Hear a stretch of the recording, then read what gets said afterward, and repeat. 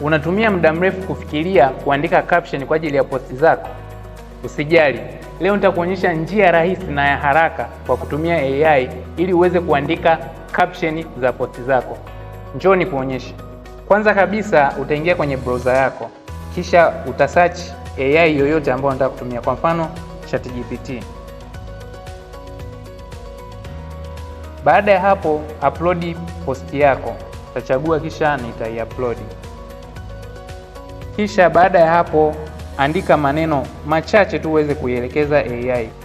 Niandikie caption kwa ajili ya posti hii. Kisha mwambie AI kwamba nataka caption iwe nzuri na zingatia sheria zote za kuandika caption. Kisha bonyeza enter. AI itaload ili kuweza kukuandikia caption. Baada ya hapo utasoma caption yako na kuhakikisha kama kila information ambayo iliyopo hapo iko sahihi. Baada ya hapo utaselect na kucopy. Baada ya hapo unaweza kwenda kuweka kwenye posti yako. Kama umependa posti hii na unataka kujifunza zaidi, basi usisahau kutufollow, like, share na comment.